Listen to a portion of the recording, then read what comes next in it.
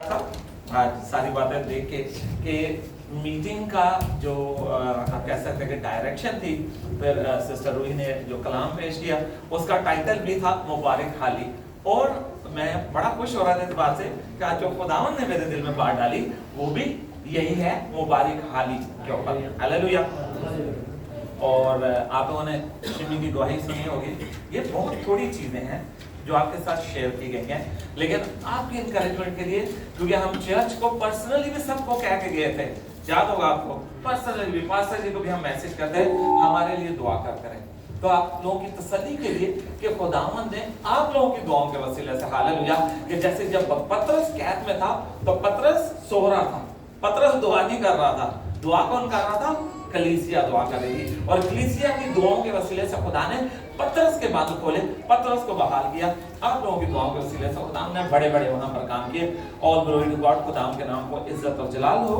और जब मैं खुदा से बात कर रहा था, मैं कहा खुदावंद आज तेरी क्या मर्जी है कि बात की जाए। तो खुदावंद ने जो मैंने टाइटल आपको बता दिया, मुबारक हाली, ब्लेसिंग, जो कि हम मत्ती की इंजील में से पढ़ेंगे, मैथ्यू चैप्टर 5 में से पढ़ेंगे। लेकिन उससे पहले आपको एक चीज ध्यान में रखना जरूरी है। ये जो चैप्टर 5 to 7 है, आप ऐसे कितने लोग जानते हैं कि इन 3 चैप्टर्स को क्या कहते हैं? पहाड़ी उमेश, क्या कहते हैं? पहाड़ी उपदेश। उपदेश, पहाड़ी उपदेश। हमारे उर्दू में बोलते हैं वाज, हाँ जी, पहाड़ी वाज, या इंग्लिश में बोलेंगे सरमन माउंट, ठीक है जी। लेकिन याद रखिएगा कि ये पूरा का पूरा जो सरमन है, जिसे हम सरमन माउंट कहें, उपदेश कहें, या उसको वाज कहें या सरमन कहें, हर सूरत में ये खुदा की बादशाहत की तरफ इशारा करता है, यानी किंगडम ऑफ हेवन। कहां से पता चलता है? अगर हम इसको शुरू करते हैं 5वें बाब से, और 5वें बाब के अंदर, जैसे मैंने बहन ने भी जब ज़बूर 112 उसका टाइटल वहां पे लिखा, मैं उर्दू बाइबल पढ़ रहा हूं ना, तो मैं उर्दू में बाइबल पे लिखा हुआ है मुबारक हाली। और जबकि यहां पर अभी जब हम पहुंचते हैं चैप्टर 5 मैथ्यू में, तो यहां पे लिखा हुआ है हकीकी मुबारक हाली। क्या रियलिटी में, असल में मुबारक हाली क्या है, ब्लेसिंग्स क्या है? तो आप यहां से शुरू करें। ये शुरू होगा आपका तीसरी आयत से जाके और 10वीं आयत के अंदर जाकर खत्म हो जाता है। लेकिन जब तीसरी आयत में शुरू होता है तो पहली बात क्या करता है? मुबारक है वो जो मन के करीब है, क्योंकि आसमान की बादशाही उनकी है। और जब 8वीं मुबारक हाली, जैसे ब्लेसिंग हम कह रहे हैं, वो खत्म होती है, तो वो लिखा है मुबारक है वो जो रास्तबाजी के सब सताए गए, क्योंकि आसमान की बादशाही उन्हें ही की है। बात शुरू कहां से हुई है? आसमान की बादशाही से, और खत्म कहां पे हो रही है? आसमान की बादशाह से। एक और चीज आप ध्यान में रखिएगा, ये मत्ती पढ़ रहे हैं। मत्ती जो था खुदावंद यीशु मसीह का डायरेक्ट शागिर्द था ना, अपोस्टल था। अब जीव था, यहूदी था, और जो यहूदी थे उनका एक प्रॉब्लम क्या था? वो खुदा का नाम बेफायदा नहीं लेते थे। इसी वजह से उन्होंने याहवे को YHWH कर दिया, हाँ जी, फिर उसके बाद उसको एडोनाई कर दिया, क्योंकि उनको लगता था खुदा का नाम नहीं ले सकते। इसलिए जब मत्ती ये अंजील लिख रहा था तो उसने खुदा की बादशाही नहीं लिखा, उसने क्या लिख दिया? आसमान की बादशाही। अब जो ज्यूज थे, जब ये खुदावंद यीशु मसीह का टाइम चल रहा है, हम इस सरमन की बात कर लेते हैं, इस वाज की बात कर लेते हैं। यहां पर हम जानते हैं कि इस टाइम में जो रूमी है वो इन कंट्रोल है, और उन्होंने क्या किया हुआ था? टैक्सेशन, बहुत हाई किस्म की टैक्सेशन जो थी वो दूसरी कौमों पे लगाई हुई थी, इवन ज्यूज के ऊपर, यानी यहूदियों के ऊपर। अब जो यहूदी थे वो किस चीज का इंतजार कर रहे थे? हमारा एक मसीहा आने वाला, और वो आएगा और हमें बचाएगा। इसी वजह से उनकी अंडरस्टैंडिंग, खुदा की बादशाही की जो अंडरस्टैंडिंग थी वो क्या थी? उन्होंने, अगर आप लूका 7वां बाब पढ़े, उसकी 20वीं और 21वीं है, वहां पर वो जो फरीसी है ना, जो यीशु के पीछे चल रहे थे, और लोग जो शागिर्द थे, वो पूछते हैं खुदा की बादशाही कब आएगी? खुदावंद यीशु मसीह ने क्लियर किया, वो बादशाही ज़ाहिरी बादशाहत नहीं है। खुदा की बादशाहत जो है वो हमारे अंदर है। आप में से कितने लोग जानते हैं जिसको हम लॉर्ड्स प्रेयर कहते हैं? वहां पर उसके दरमियान एक आयत ऐसी भी आती है ना जहां पे लिखा है तेरी बादशाहत आए और तेरी मर्जी जैसे आसमान में पूरी होती है जमीन पे पूरी हो। आमीन। तो खुदा की बादशाही क्या है? जब मेरे और आपकी जिंदगी में खुदा की मर्जी पूरी होती है तो खुदा की बादशाही हमारे दरमियान कायम हो जाती है। हालेलुया। खुदा की बादशाहत बज़ाहिर नहीं है, खुदा की बादशाही स्पिरिचुअल है, इसके बावजूद हमारा बादशाह कौन है? हमारा खुदा है। अब इस सरमन की तरफ वापस आते हैं तो आप देखें 5वें बाब में, अगर आप चौथे से शुरू करें तो उसकी आखिरी आयत में लिखा हुआ है, और गलील, चौथे में की आखिरी आयत पढ़ रहा हूं, मत्ती 4, और गलील और दकपलस और यरूशलेम और यहूदिया और यरदन के पास से बड़ी भीड़ उसके पीछे होली। वहां पे वो चैप्टर खत्म होता है ना, लेकिन 5वें के शुरू में लिखता है वो उस भीड़ को देखकर पहाड़ पर चढ़ गया और जब बैठ गया तो उसके शागिर्द उसके पास आए। अब ये 12 शागिर्दों की बात नहीं हो रही। खुदावंद यीशु मसीह की अगर आप यूहन्ना की इंजील पढ़ें तो वहां पे लिखा है उसके मल्टीट्यूड्स, हजारों में शागिर्द थे। भीड़ भी थी, भीड़ पीछे आ रही है क्योंकि उनको खुदावंद यीशु मसीह से क्या चाहिए था? शिफा चाहिए थी ना। लेकिन अब जो शागिर्द थे, शागिर्द डिसाइपल्स होते हैं, जो शागिर्द थे उनकी जो ख्वाहिश थी वो आम लोगों से डिफरेंट थी। वो खुदावंद यीशु मसीह से सीखना चाहते थे, वो खुदावंद यीशु मसीह से बरकत पाना चाहते थे। लिखा है कि जब उसके शागिर्द आए तो वो बैठ गए। हाँ जी, यहूदी रबी का दस्तूर था ना, वो हमारे जैसे थोड़ी थे कि आज पास्टर खड़ा होता है, कलीसिया बैठी होती है माजर के साथ। ये हर जगह ऐसा ही है, कि ऐसा नहीं कि यहाँ पे हर जगह ही ऐसे है। लेकिन जो यहूदी रबी होते थे उनका दस्तूर क्या होता था? उस्ताद जो होता था ना वो बैठता था और लोग खड़े होते थे। क्यों? इसलिए कि खुदा का कलाम है, वन रीजन। लेकिन दूसरी अहम वजह ये होती थी लोग सोना जाए। अब यकीन माने मैंने इसके ऊपर रिसर्च की और वाकई में उसकी बड़ी वजह ये होती थी, देखिए खुदा का कलाम सुनना आसान नहीं है।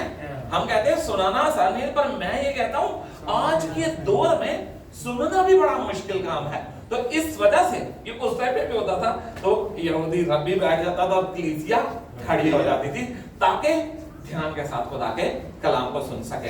अच्छा, दूसरी बात, जैसे मैंने आपसे कहा, जो मत्ती था वो यहूदी था और वो खुदा का नाम, खुदा की बादशाही नहीं लिखना चाहता था।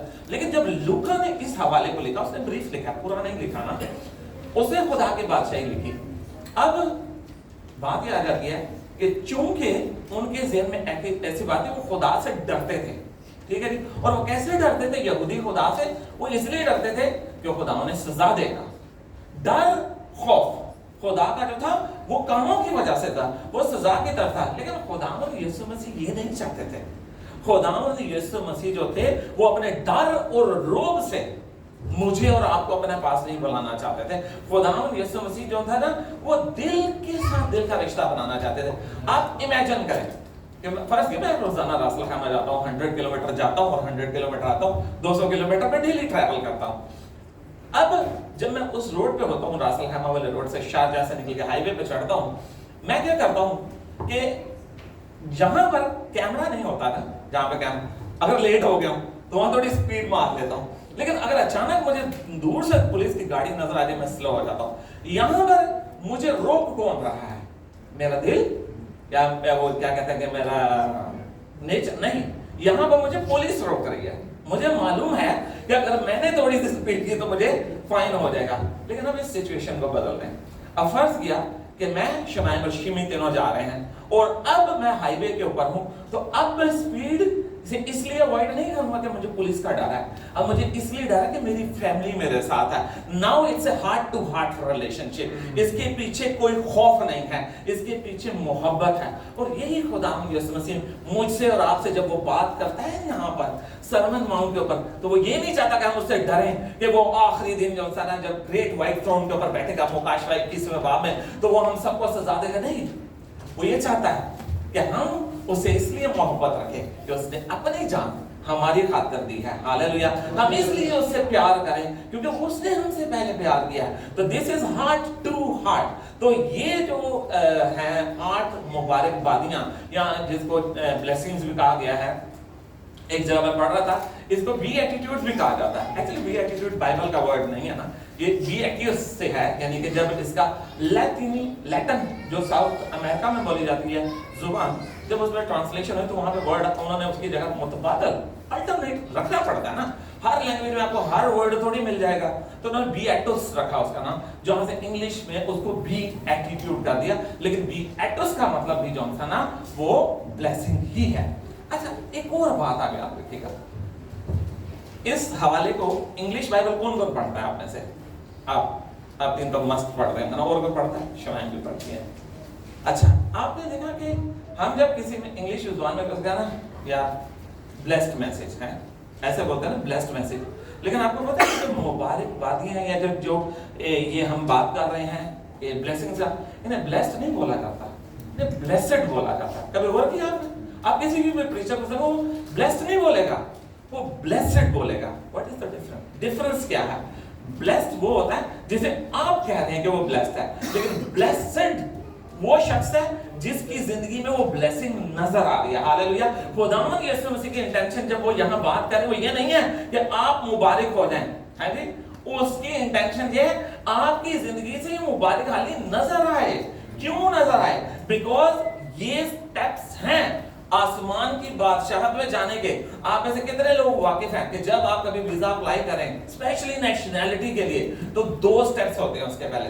नंबर 1 में आपको रेजिडेंसी देते हैं। रेजिडेंसी का मतलब है आप उस मुल्क में जब तक चाहे रह सकते हैं, है जी?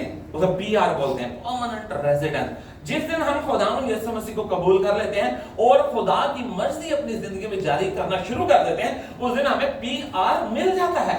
अब हम परमानेंट रेजिडेंट्स हैं, हमारी चॉइस है कि हम कब खुदा को रिजेक्ट करके बाहर निकल सकते हैं। वो हमें नहीं निकालेगा अनटिल उसकी मर्जी हमारी जिंदगियों से पूरी हो रही है, वो हमें नहीं निकालेगा ना। लेकिन अभी आपके पास पासपोर्ट आना बाकी है।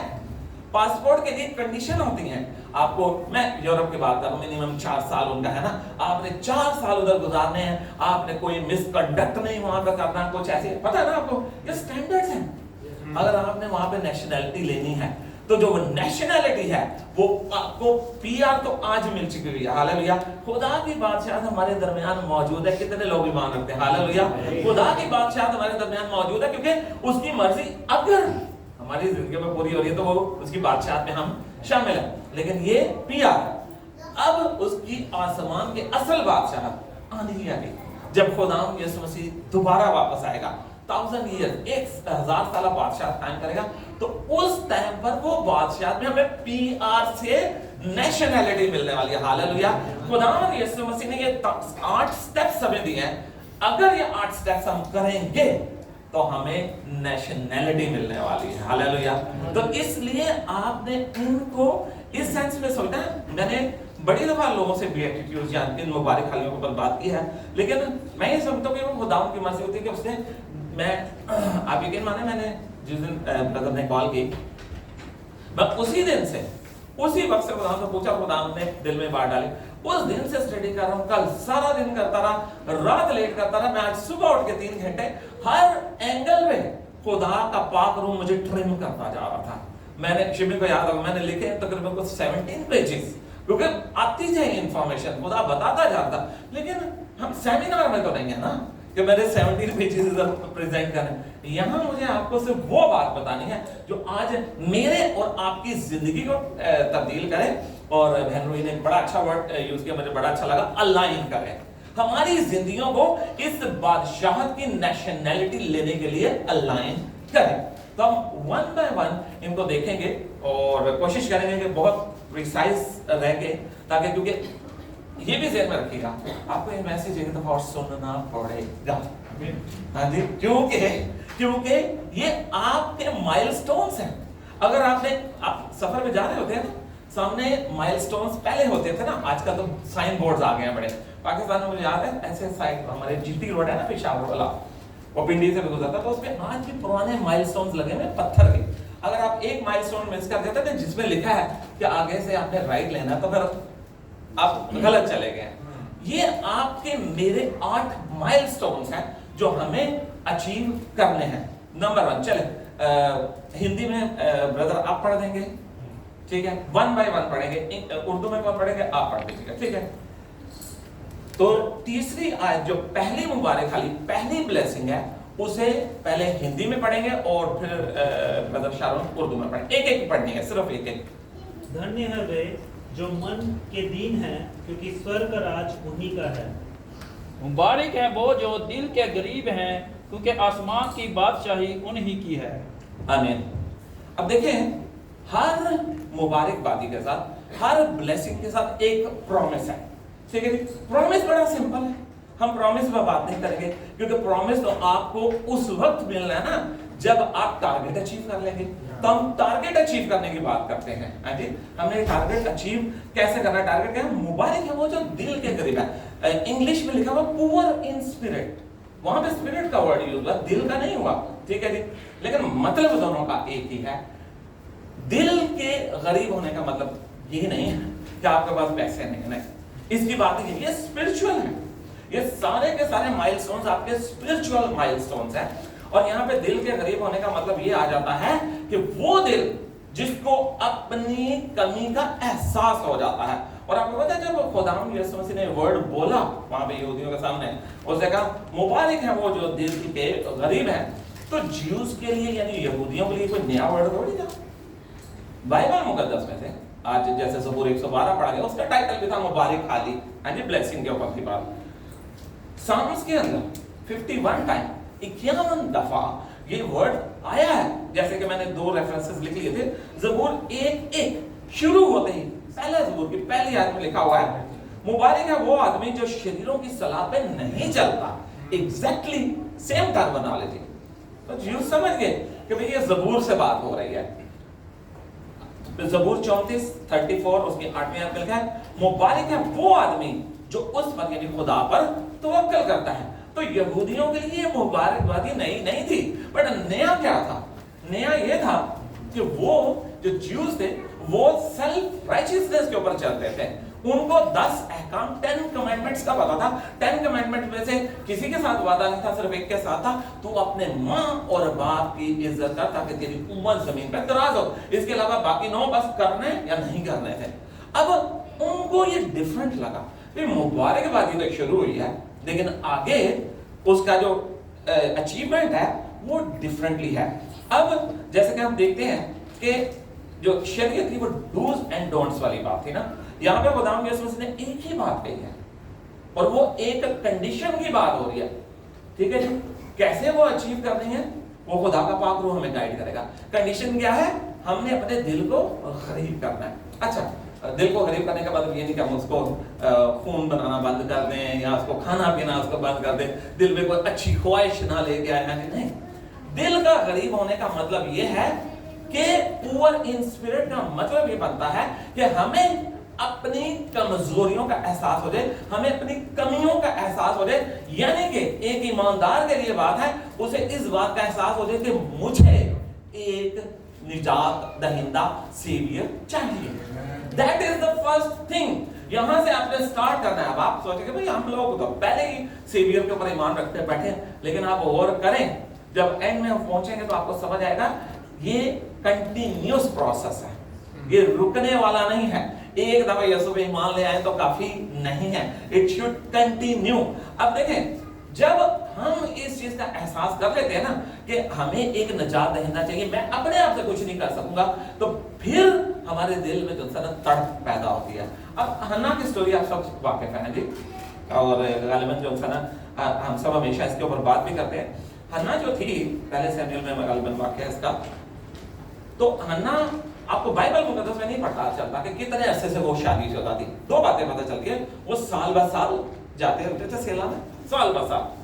और फिर ये भी लिखा है कि उसकी जो सौतन थी, जो उसकी दूसरी बीवी थी उसके अल्काना की, उसके हस्बैंड की, वो उसको ताने मारती रहती, इतना पता है। लेकिन अगर हम मिद्राश पढ़ें, जो मिद्राश रबा स्पेशली जो कि ज्यूइश कमेंट्री है, उसके अंदर आपको पता चलता है उन्होंने उसकी डिटेल लिखी, क्योंकि देखिए ये उनका वाकया था ना, हम तो आज हिस्ट्री पढ़ते हैं उसको, पर उनका वाकया था। तो उसके अंदर उन्होंने लिखा है 19 साल 19 ईयर्स से वो हर साल जाती थी, लेकिन हर साल जाने से भी इवन जाके वो जो था ना वहां पे कुर्बानी करते थे, खाते पीते थे। 19 साल कुछ नहीं हुआ, 18 साल कुछ नहीं हुआ, 19वें साल कुछ हुआ। क्या हुआ कि हन्ना को ये बात समझ आ गई, मुझे एक सेवियर चाहिए, मैं अपने ओन के ऊपर अपनी इस प्रॉब्लम को हल नहीं कर सकती। मेरा शौहर मुझे तसल्ली देता है, मैं तेरे लिए 10 बेटों से बढ़ गया हूं, मैंने बाकी मुझे और कोई प्रॉब्लम नहीं है, मुझे दूना हिस्सा मिलता है। आपको पता है ना, पढ़े इस वाक्य को, वो जब कुर्बानी करता था उसको हन्ना का दूना हिस्सा देता है, डबल पोर्शन उसको मिलता है।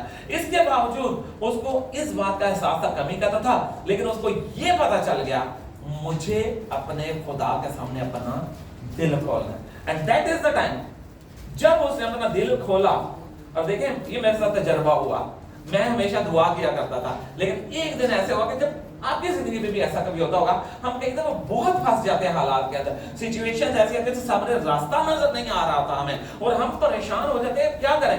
वो टाइम होता है, दैट इज द टाइम जब अपने दिल को गरीब खोल करें, कमरे में जाएं, कोठरी के बंद करें और आंखें बंद करें, और जितना रोना है अपने खुदा के सामने रोना। हालेलुया। और यही हन्ना ने किया। हन्ना के पास कोठरी नहीं थी, लेकिन लिखा है उसने अपना दिल खुदा के सामने खोला, आंखों से आंसू जारी हैं, दुआ दिल में कर दिया ताकि एली का ना सुने। लेकिन देखें अजीजों, जिस दिन आप अपने दिल को खोलते हैं खुदा के सामने, तो ईमान रखें, उस दिन आप गरीब दिल हो जाते हैं। और यकीन माने, मैंने ये गवाही भी दी थी, मुझे रोना नहीं आता होता था, दुआ में नहीं आता था, लेकिन ऐसा वक्त आया, खुदा यीशु मसीह के साथ एनकाउंटर हुआ उसके साथ, और आप लोगों को मेरी गवाही याद है ईस्टर के करीब की। लेकिन उस दिन के बाद जब कभी भी दुआ में बैठता हूँ, किसी की कोई बात सुनता हूँ, आंखें भरना शुरू हो जाती। क्यों? क्योंकि दिल गरीब करना पड़ेगा। एक बात तय करनी पड़ेगी, खुदावंद ये बंदे ने जिसने मेरे सामने कोई प्रेयर रिक्वेस्ट रखी है, जिसकी कोई जरूरत है, ये मैं नहीं पूरी कर सकता, तू कर सकता है। मैं इसको वक्ती तौर पे कुछ पैसे दे सकूंगा, लेकिन इसकी मुश्किल का हल तेरे पास है। तो मुझे अपनी नजरें दिल को गरीब करना है, खुदावंद की तरफ बुलाना है। And it's a continuous process. ऐसा नहीं कि एक दफा हमने निजात ले ली और उसके बाद खत्म हो गया। नंबर 2, दूसरी मुबारक हाली पढ़ते हैं जी। मुबारक है वो जो गमगीन है, पहले हिंदी में। धन्य है वे जो शोक करते हैं, क्योंकि वे शांति पाएंगे। मुबारक हैं वो जो गमगीन हैं, क्योंकि वो तसल्ली पाएंगे। आमीन। अब देखिए, ये कंटिन्यूशन है, आपने इसको इसी तरह देखना है। अब जब आपका दिल गरीब आपने कर लिया, you are poor in spirit, यानी अब आपने एहसास कर लिया कि मुझे एक सेवियर चाहिए, तो अब आपको जो दूसरी बात समझ आएगी, वो समझ आएगी क्यों चाहिए, क्योंकि मैंने खुदा का गुनाह किया। आप मुझे एक बात बताएं, कौन यहाँ पर ऐसा है जो कह सकता है मैं गुनाह नहीं करता? हम सब करते हैं ना, हर रोज हमसे कमिट होते हैं, स्पेशली ऑफिस में जॉब कर रहे हैं हम लोग को तो बहुत करने पड़ते हैं। मैं अपनी बात करूं, कई दफा को काम हुआ होता है, बॉस बोल देगा, क्लाइंट को बोलता नहीं हुआ, आई एम लाइंग, ठीक है, मैं झूठ बोल रहा हूँ, वो मेरी इंटेंशन नहीं है। लेकिन स्पेशली काम करने वालों को हमसे हर रोज गुनाह होते हैं ना। लेकिन आपको पता है हम गुनाह किसका करते हैं? खुदा। हर गुनाह खुदा का है। अब खुदा हमें जो ईमानदारों से बात हो रही है, ये ध्यान में रखिएगा। अब वो हमें कह रहा है, अगर तुमने अपना दिल गरीब कर लिया, you are poor in spirit now, अब मोरने, अब गमगीन, दुखी हो। क्यों दुखी हो? क्योंकि तुमने गुनाह किया खुदा के खिलाफ। और हम देखते हैं बाइबल मुकद्दस में कि सबसे जो हमें हमेशा खूबसूरत वाक़या नजर आता है वो दाऊद और बत्शेबा का नजर आता है, बत्शेबा का, है जी। और हम देखते हैं कि वहां पे वो जब दाऊद गुनाह कर लेता है तो खुदा किसको भेजता है? नातन नबी को। अब नातन नबी जब आता है, वो से बातें करता है, दाऊद को बड़ा गुस्सा आता है, ऐसा कौन है? वो कहता है तू ही है, कोई और नहीं है, तू ही है। अब दाऊद बादशाह था वहां पे, ऐसे ही है ना। और वो चाहता तो नातन नबी को डराता धमकाता, चुप कर जाए इधर। जबकि नातन नबी ने पैगाम दिया था, जो तूने छुप के किया है तेरे घराने के साथ ओपन होगा। इसके बावजूद तब बड़ी खूबसूरत बात करता है। और दूसरे शमूएल की 12वीं बात की 13वीं आयत में वो कहता है, वो इकरार करता कहता है मैंने खुदावंद का गुनाह किया। वो मान जाता है इस बात को। और नातन उसे क्या जवाब देता है? नातन कहता है चूंकि तूने अपना गुनाह माना ना, खुदावंद ने भी तुझे माफ किया, तू मरेगा नहीं। मरता वो बच्चा है, ठीक है, जो उस रिलेशनशिप से सामने आया था। लेकिन आप और करें कि जब हम इस बात का इकरार कर लेते हैं, नंबर 1, फिर अपने गुनाहों से गमगीन होते हैं। क्योंकि आज कलीसिया के अंदर सबसे बड़ा प्रॉब्लम यही आ रहा है, हम बेशुमार जगहों के ऊपर जाते हैं ना, ऑनलाइन मीटिंग्स करते हैं, पाकिस्तान में गए तो कितनी ढेर जगहों पे गए हैं। जो सबसे आम चीज नजर आ रही है, गुनाहों के ऊपर रिपेंटेंस नहीं नजर आ रही। हम गुनाह कर भी रहे होते हैं और हमारे पास उसकी कोई ना कोई जस्टिफिकेशन होती है, लेकिन खुदावंद हमें स्टेप 2 में कहता है उसके ऊपर हमने गमगीन होना है। हालात में गमगीन नहीं होना, अपने गुनाहों की वजह से होना है। नंबर 3,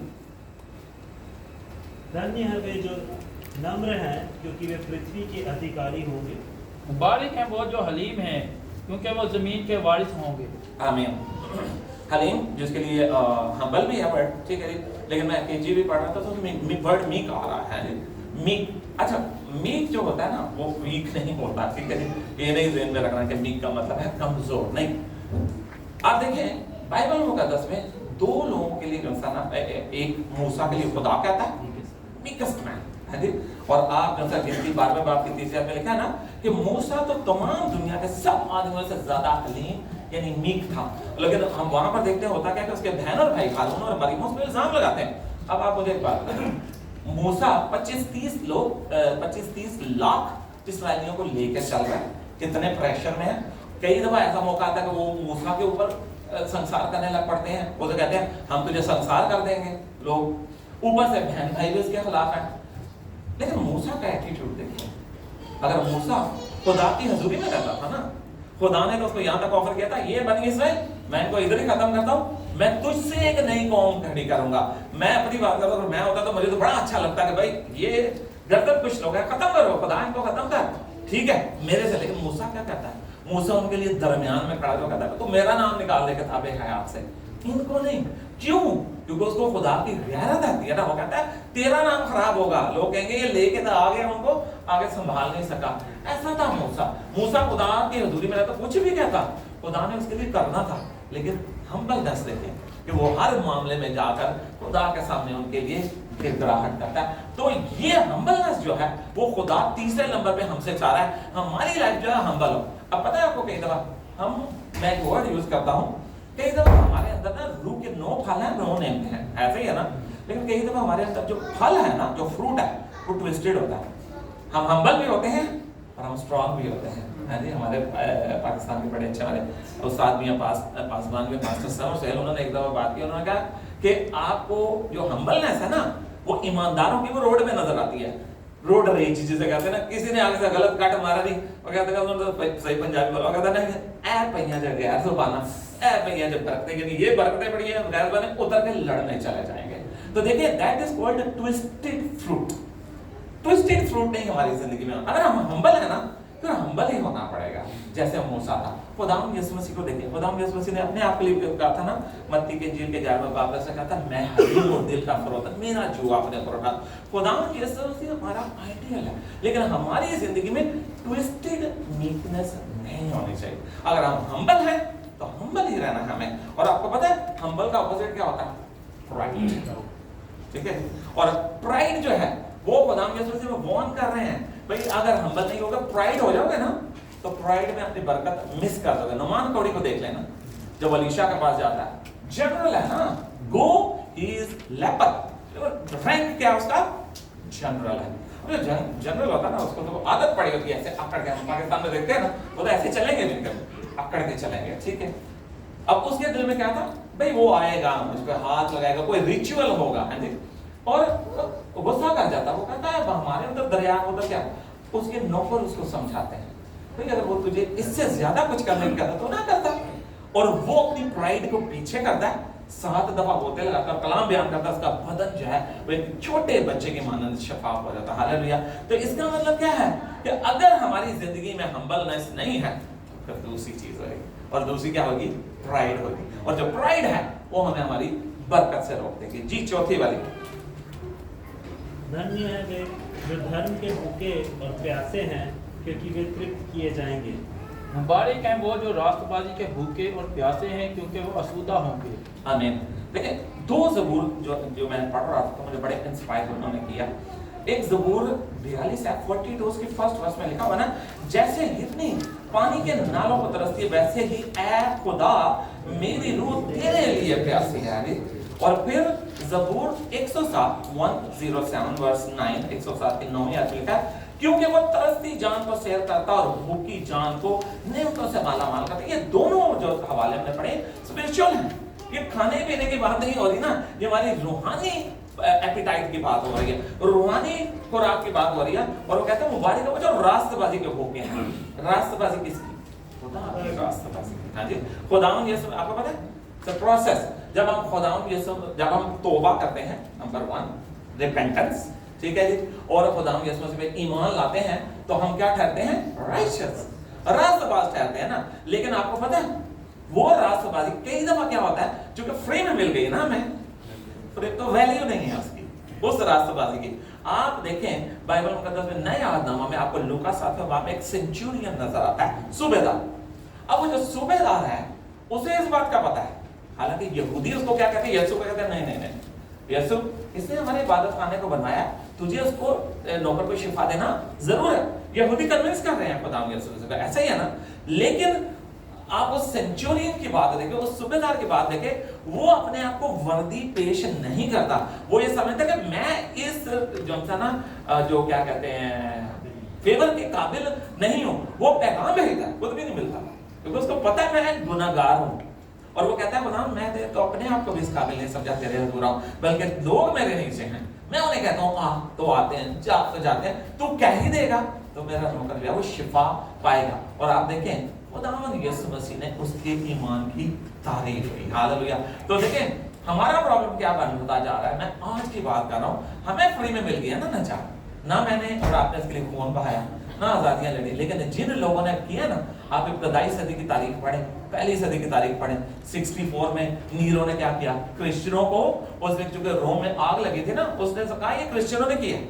और उसके बाद लिखा है कि रोजाना 12 से 15 लोग जिंदा पकड़ के उसके बाग में पहुंचाए जाते थे, और एक फासले पे, जैसे आजकल वो सजी नहीं आपने देखी शायद पाकिस्तानी डिश आपने देखो, दरमियान में आग लगाते हैं और उसके इर्द गिर्द चिकन को ऐसे हैंग कर देते हैं या कोई रोस्ट वगैरह करते हैं, तो उस तरह वो इर्द गिर्द कर देते थे और उनको आग लगा देते थे ताकि क्रिश्चियन जो है वो जलें, और उनके जलने से जो आग निकलेगी उससे उसका बाग रोशन होगा। इतने इतने जुल्म किए गए हैं मसीहों के ऊपर, और हम पौलुस रसूल को देखते हैं किस कदर जुल्म उसने भी उठाए। लेकिन देखो इसी तो बात वो आ जाती है कि अगर हम इस बात को समझ जाए कि जो खुदा ने हमारे साथ किया, खुदा की रास्तबाजी पता क्या है, उसका हम पर फजल है कि हम डिजर्विंग नहीं थे ना, इसके बावजूद भी उसने मुझे और आपको, जब हम दुश्मन ही थे, अपने बेटे को भेजा और अपने फजल के वसीले से हमें अपनी बादशाहत में दाखिल कर दिया।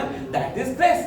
और यही चीज खुदा कह रहा है, हमें रास्तबाजी का भूखा प्यासा रहना है, यानी कि ये जो ग्रेस हमें मिल गई है इसको छोड़ नहीं देना, यहाँ पर हमने इसका पीछा करते रहना है, इसकी कदर करते रहनी है, क्योंकि ये खुदावंद यीशु मसीह के मार खाने, उसके खून बहाने के वसीले से हमें मिली। हालेलुया।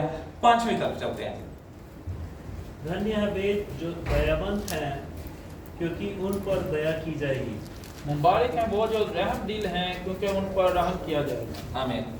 अच्छा, ये हवाला जब तक हम पढ़ेंगे नहीं ना तो समझ नहीं आएगी। मत्ती 25वां बाब जरा निकालिएगा।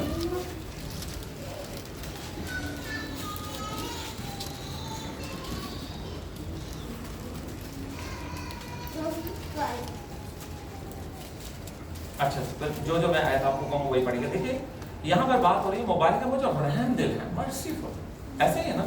इंग्लिश में क्या लिखा हुआ है? मर्सीफुल। Thank you. देखिए उर्दू में रहम दिल लिखा है, हिंदी में क्या लिखा है ब्रदर? दया।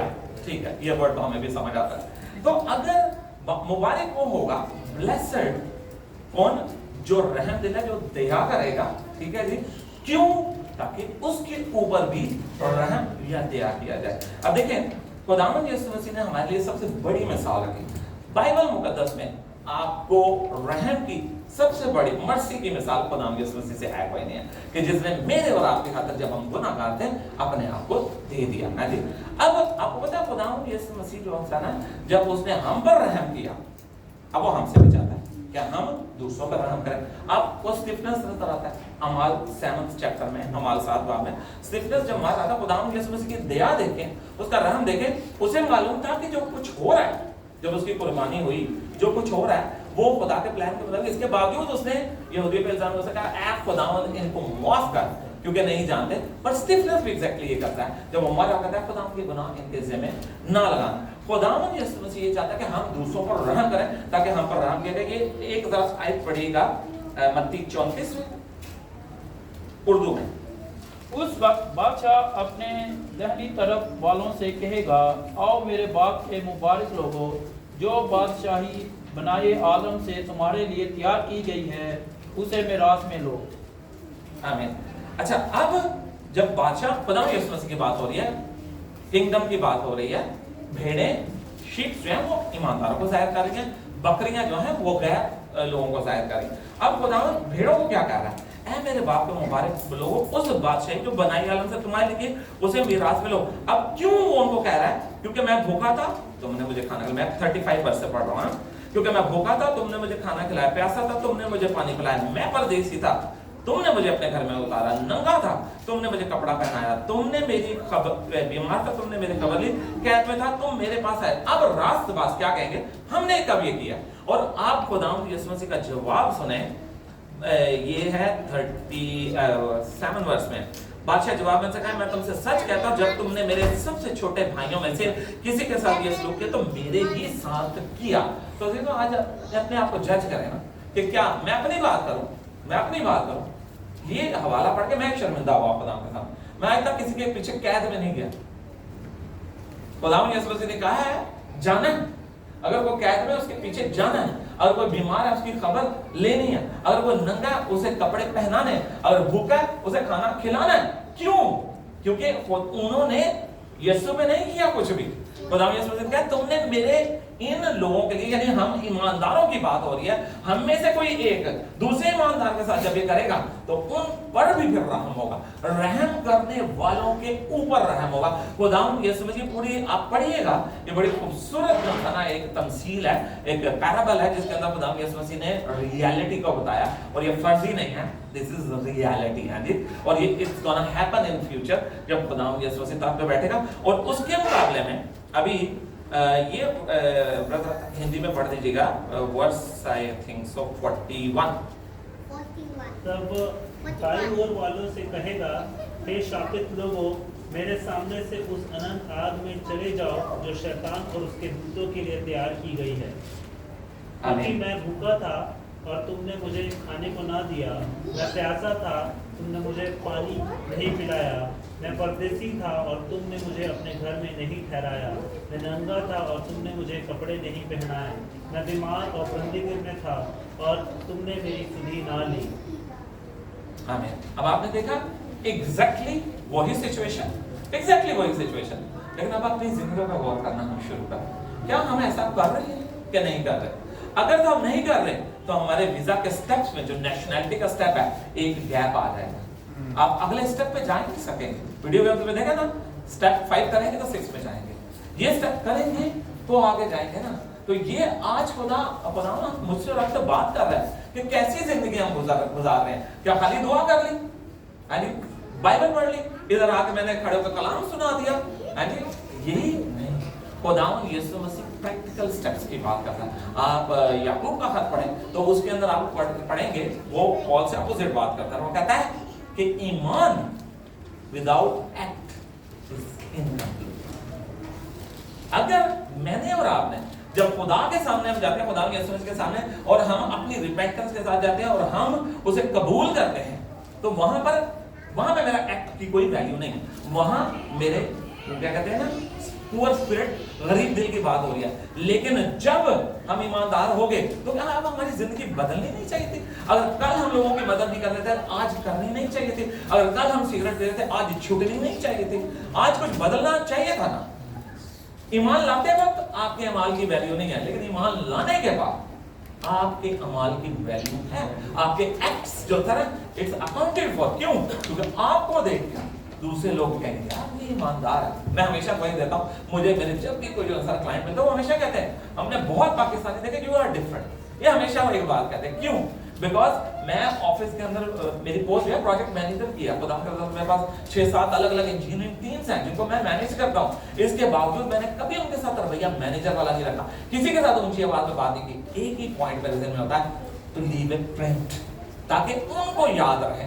इवन मेरा स्टाफ कहता है, इंडियन काफी सारे लड़के हैं, वो कहते हैं ऐसा हमने मैनेजर नहीं देखा। बाकी जो इधर के मैनेजर हैं हमारे साथ के, वो शाउट करते रहते हैं। काम नहीं हुआ तो शाउट करेगा ना मैनेजर। मैंने कभी किसी के साथ नहीं किया। प्रिंट छोड़े, अपना जो था ना लोगों के ऊपर अक्स छोड़े, ताकि लोग याद करें सुनील भाई एक बंदा देखा था। इंडियन लोग हैं जो हमें नहीं जानते हैं, यहाँ तो जानते हैं ना, लेकिन वो लोग जो आपको नहीं जानते वो कहें शारोन के साथ काम किया, जी सुनील के साथ किया, अल्ताफ भाई के साथ काम किया, ऐसे आप सबके साथ ऐसा हो। आपकी जिंदगी तब्दील होनी चाहिए। क्यों होनी चाहिए? क्योंकि जो यहूदी थे वो सिर्फ डूज एंड डोंट्स पे चलते थे, वो लाइफ चेंज होती थी उनकी, ठीक है, दिल तब्दील नहीं होता था। लेकिन खुदावंद यीशु मसीह की हमने बात ही क्या शुरू किया? इट्स हार्ट टू हार्ट, ये दिल का दिल से रिलेशनशिप है। खुदावंद यीशु मसीह कहता है हम उसके साथ दिल के साथ रिलेशनशिप बनाएं। जी जल्दी से छठी निकालते हैं। धन्य है वे जिनके मन शुद्ध हैं, क्योंकि वे परमेश्वर को देखेंगे। मुबारक हैं वो जो पाक दिल हैं, क्योंकि वे खुदा को देखेंगे। आमीन। अब देखिए पाक दिल का मतलब जो है ना, सिस्टर इंग्लिश में क्या लिखा है? Blessed are the pure in heart, for they will see God. आमीन। अब देखिए इसके साथ वादा क्या है, बड़ा खूबसूरत वादा है, प्रॉमिस क्या है? दे विल सी गॉड, खुदा को देखेंगे। अब इंपॉर्टेंट बात याद आती है कि प्योर हार्ट है क्या? प्योर हार्ट वो होता है जो अंदर और बाहर एक जैसा होता है, जिसके अंदर कोई ऐसी बात नहीं होती। खुदाम यीशु मसीह थे ना, जो अंदर होता था वही बाहर होता था। लेकिन मैं अपनी भी बात करूं, मैं ऑफिस की बात करूंगा ना, ऑफिस में हमें कई दफा अंदर बाहर चेंज करना पड़ता है ना, लेकिन एक्चुअली बाइबल इसके अपोजिट कर रही है। आपको पता है 2016 में मेरी जॉब थी, बहुत अच्छी जॉब थी, मैं नई जॉब मुझे मिली, हैंडसम सैलरी, गाड़ी उन्होंने मुझे ब्रांड न्यू जो था ना करोला उस टाइम पर आई थी सिल्वर का, मैंने पूछा, उन्होंने मुझे निकलवा कर दी। मेरा स्टाइपेंड्स थे, अगर मैंने ट्रैवल करना था 5 स्टार होटल में रुकना था। लेकिन आपको पता है तब उस टाइम मैं सेल्स में था, अभी मैं प्रोजेक्ट मैनेजर ना। मुझे खुदा के पाक ने एक बात उससे कहा तुमने झूठ नहीं बोलना, और आप यकीन मानेंगे मेरे साथ जिंदगी में कभी ऐसा नहीं हुआ। मतलब खुदाओं के वजह से मैं जहां जाता हूं मुझे आगे जॉब अपॉर्चुनिटी लोग खुद देते थे ना, लेकिन that was the first time कि मुझे टर्मिनेट किया गया। क्यों? क्योंकि 10 महीनों में रिग काउंट डाउन हो गया था, भाई की प्राइसेस डाउन थी, रिग्स की डिमांड थी बिल्कुल भी नहीं रही थी। मैं उनको होप्स नहीं दे रहा था, मैं उनको रियलिटी बता रहा था, क्योंकि खुदा के पाक ने मुझे कहा था कि झूठ नहीं बोलना। और आप देखिए 10 महीनों के बाद इतनी हैंडसम जॉब चलेगी, और उसके बाद जो मुझे जॉब मिली थी वो ओनली उस सैलरी का 25% मिला था। Can you believe? सिर्फ उसका 25% जॉब मुझे मिली, लेकिन मैंने रिग्रेट नहीं किया, मैंने रिग्रेट नहीं किया इस बात को।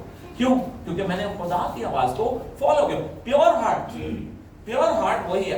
आज भी मैं अपने ऑफिस की बात करूं, कई दफा मैं क्लाइंट को मिस इन्फॉर्म करना पड़ता है, लेकिन आप यकीन मानिए मैं अपने क्लाइंट को कभी भी, हमारी कंपनी में जितने मैनेजर हैं वो चीट करके ना वो बनाते हैं, उनके साथ वेरिएशंस निकालते हैं। मैंने अपने बॉस को बोला है जेन्युइन वेरिएशन उनके निकलेगी, क्योंकि प्योर हार्ट रहना, हमें अपने दिल को साफ रखना है। अब देखिए दाऊद का सिलेक्शन होता है, पहले सैमुएल में हम देखते हैं ना 7वें बाब में, तो दाऊद परेशान हो जाता सैमुएल, वो कहते ये तो छोटा सा लड़का है। हाँ जी ऐसा ही है ना। तो अगर जैसे ये बेटी, अगर इसको हम कहें कि इसको हम लीडर चुनते, सब हैरान हो जाएंगे, छोटी सी बेटी अभी है ना। लेकिन देखें खुदा ने जवाब क्या दिया था, उसने कहा इंसान अपीयरेंस को देखता है, लेकिन खुदा किसको देखता है? दिल को देखता है। आप नूह का तूफान आप सबको याद है, ऐसे ना पैदाइश 6 और 7वें बाब में आप जाकर देखते हैं, तो वहां पे अब पता है नूह का तूफान आने की 2 बड़ी वजह। नंबर 1 एंजल्स, फरिश्ते जिन्होंने लिखा कि औरतों से शादी की, और वहां से एक नई नस्ल जायंट्स पैदा हुई। जायंट्स लिखा हुआ है ना वहां पे, उनको ही नहीं, उनको खुदा ने खत्म करना था। लेकिन एक और बड़ी वजह थी, और अगर आप पैदाइश 6 बाब की 5वीं आयत पढ़े तो वहां पे लिखा है खुदा ने नोटिस किया, और खुदा कहता है इंसान के दिल के तसव्वुर और ख्याल सदा बुरे होते हैं। तो उनका जो दिल था वो प्योर नहीं रहा था। जायंट्स को तो मारना जरूरी था, लेकिन उन लोगों को भी मारा गया साथ, सिर्फ नूह के अलावा उनको भी मारा गया जिनके दिल प्योर नहीं रहते। और वादा कितना खूबसूरत है, आप इब्रानियों 12 बाब की 14 आयत पढ़े ना, उसमें कहता है उस मेल मिलाप।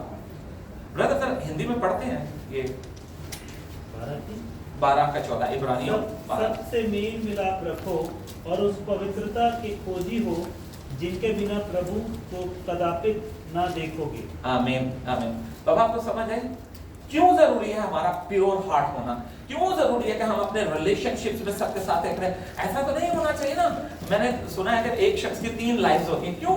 ईमानदार की एक ही लाइफ होनी चाहिए। यानी 3 लाइफ क्या होती है? मैं घर में हूँ तो शिमी और शिमायम मुझे डिफरेंटली जानते हैं। जैसे मैं चर्च में आया, आप मुझे घर से नहीं जानते, जो मैं चर्च में करूंगा आप मुझे वहां से। मैं ऑफिस गया तो मेरी 3री लाइफ शुरू हुई, ऑफिस में नहीं। ईमानदार की एक ही जिंदगी होनी चाहिए, हालेलुया, प्योर हार्ट, और उसके बगैर हम खुदा को नहीं देखेंगे, हालेलुया। 7वीं बात, धन्य है वे जो मेल मिलाप करने वाले हैं, क्योंकि वे परमेश्वर के पुत्र कहलाएंगे।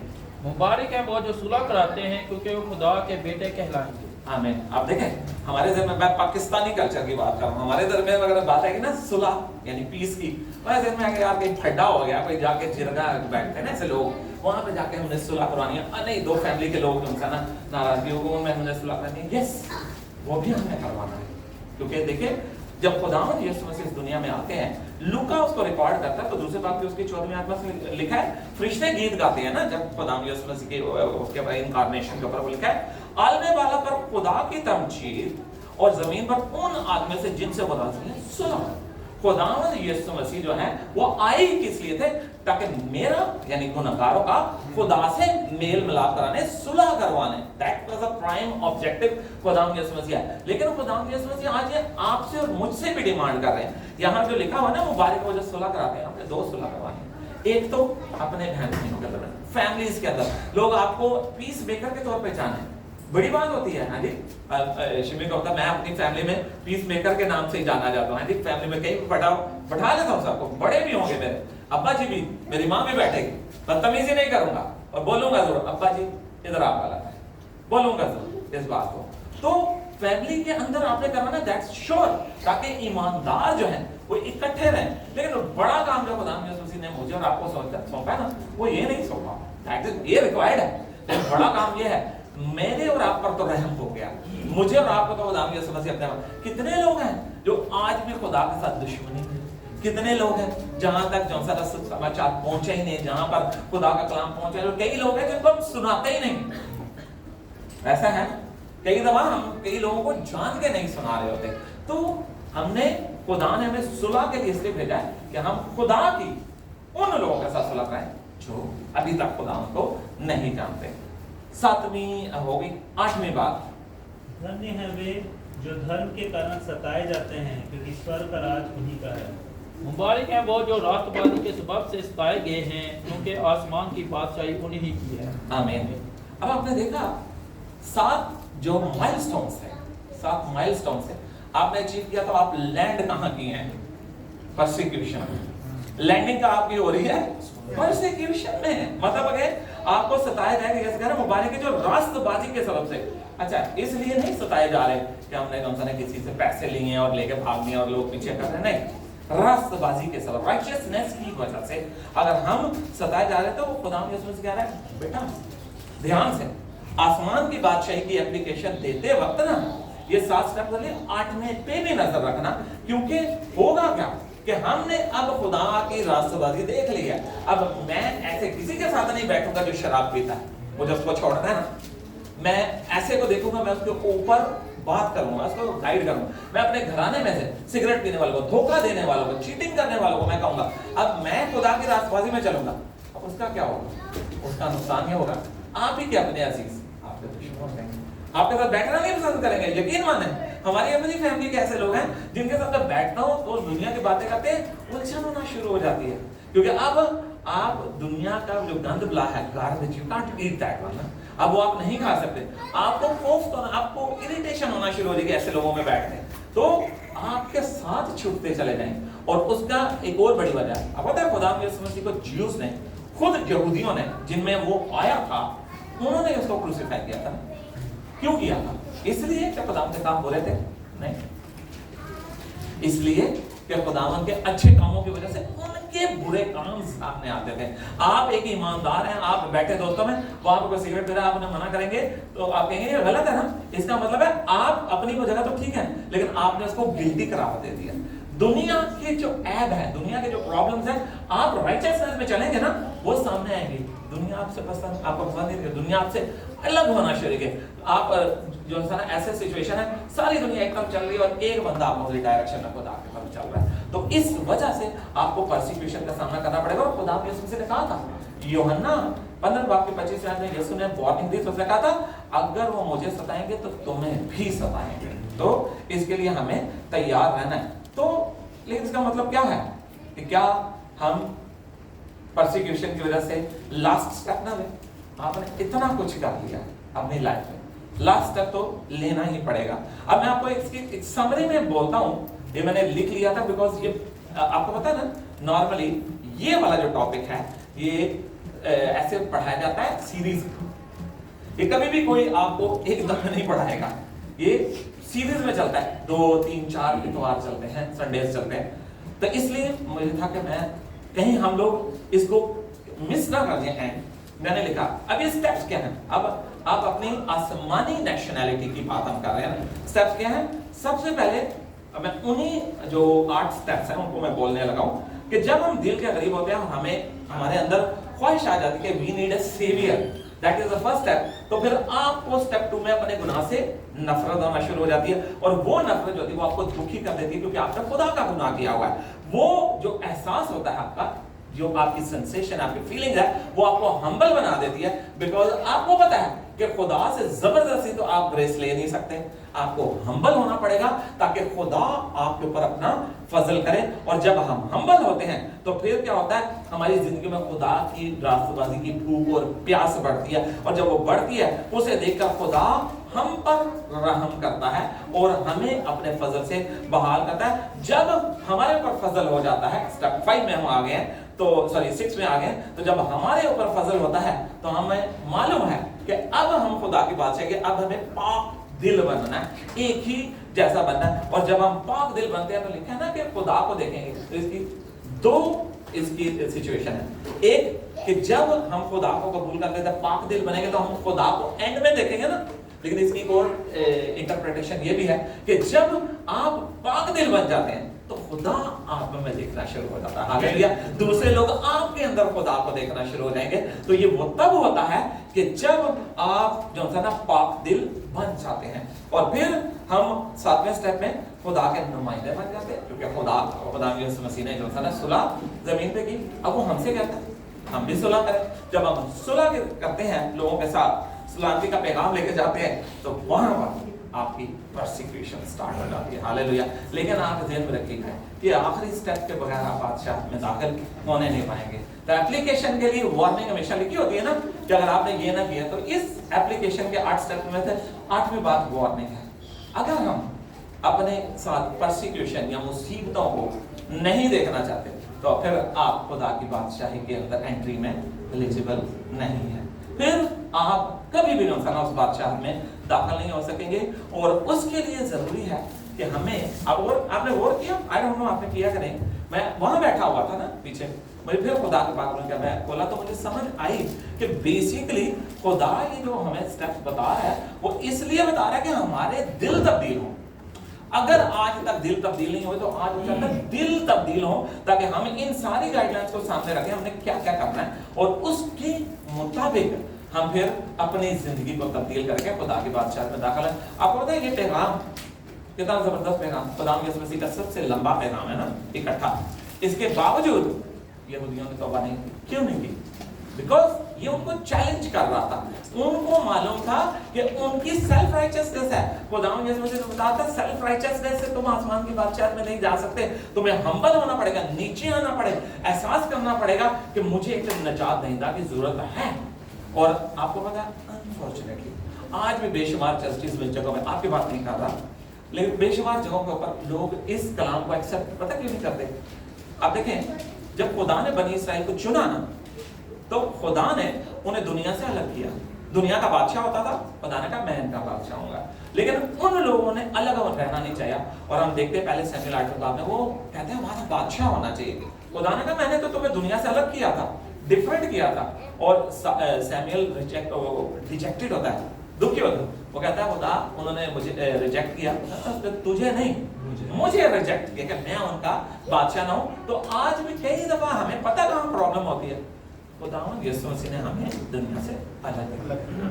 लेकिन हमारे लिए कई दफा प्रॉब्लम क्या होता है कि अगर हम आज इन ब्लेसिंग्स की तरफ गौर करें और हमें इनको इसी तरह गुजारना पड़े तो हमें चैलेंज सबसे बड़ा पता क्या नजर आएगा, हमें दुनिया से अलग होना पड़ेगा। And that is the challenge जो उस टाइम पर भी यहूदियों के पास था, क्योंकि उनके पास प्राइड थी, जो फरीसीज थे उनके पास पोस्ट थी, अथॉरिटी थी, जिसे वो चैलेंज खुदावंद यीशु मसीह कहते थे वो उस चैलेंज को होने नहीं देते थे, इसीलिए वो खुदावंद यीशु मसीह के खिलाफ थे ना, क्योंकि खुदावंद यीशु मसीह के कामों से उनकी बुराइयां, उनकी खामियां सामने नजर आए थे। तो अभी तो याद रखिएगा, ये आपका पासपोर्ट का स्टेप्स है, 8 स्टेप्स है। जाए घर पे दोबारा इस मैसेज को सुनिएगा, सबसे बढ़ के इन मुबारकबादियों को, इन ब्लेसिंग्स को दोबारा पढ़िएगा और देखिएगा कि क्या आप ब्लेस्ड हैं या ब्लेस्ड हैं। अगर तो ब्लेस्ड हैं तो आपकी जिंदगी में ये चीजें नजर आना शुरू हो जाएंगी। हालेलुया, आपकी जिंदगी में ये सारी बरकतें नजर आएंगी, आप खुदा को भी देखेंगे। मैंने अभी बताया ना, लोग उल्टा खुदा को आपके अंदर देखना शुरू हो जाएंगे, आप हम्बल होते चले जाएंगे। हालेलुया, लेकिन ये तभी होगा आप स्टेप बाय स्टेप चलिए। ऐसा नहीं कीजिएगा हम्बल हो जाए, हाँ जी हम्बल हम हो जाए, लेकिन उसके साथ साथ हम जो है ना, जो रहम दिली है उसको बीच में ट्विस्टेड फ्रूट्स नहीं होना चाहिए हमारी जिंदगी में। और मैं ही मान रखता हूँ कि अगर आप सब दोबारा इनको जाकर पढ़ेंगे, इस मैसेज को सुनेंगे, खुदावंद आपकी लाइफ को चेंज करने जा रहा है। हालेलुया, आपको इनको पढ़ के इन स्टेप्स को सामने रखें। मैं क्या करता हूँ, कभी ऐसी सिचुएशन में, याद है एक दफा पहले हुआ था, मैंने लिख लिए थे स्टेप्स, इसके ऊपर एक और बात थी, एक कलाम था, तो उसको मैंने लिख लिया और मैंने अपने आप को एवेल्युएट किया, मैं कहाँ पे हूँ। देखिए एवेल्युएशन जो है वो खुदा के पास जाने से पहले होती है। एवेल्युएशन का सिस्टम यहाँ रुकेगा जिस दिन ये सांस बंद हो जाएगी। आज टाइम है एवेल्युएशन का, हफ्ता, 10 दिन, महीना, एवेल्युएट योरसेल्फ और देखें कि हम कहाँ पे, कहाँ हम लैग कर रहे हैं, खुदा से मदद मांगे। वो मैं ईमान रखता हूँ, आप स्टेप 1 कर लेंगे ना, यानी दिल को करीब बनाए पूरे स्पिरिट, बाकी सारे स्टेप में खुदा का पाक जो है वो आपकी मदद करता चलेगा। आमीन, हालेलुया। अगर फिर भी आपके इस सिलसिले में, चूंकि मैंने बताया कि टीचिंग है, ये डिफिकल्ट टीचिंग है, कोशिश की आपको आसान अल्फाज एग्जाम्पल के साथ, फिर भी आपका कोई क्वेश्चन हो तो ग्रुप में, आप चर्च का ग्रुप है, आप पूछ सकते हैं, मुझे खुशी होगी बताने में। और दुआ है कि खुदा जो है ना आप सबको, मुझे ये तौफीक बख्शे कि हम खुदा के कलाम को ना सिर्फ सुनने वाले बल्कि उस पर अमल करने वाले। आमीन, हालेलुया। खुदा आप सबको बख्शे। God bless you.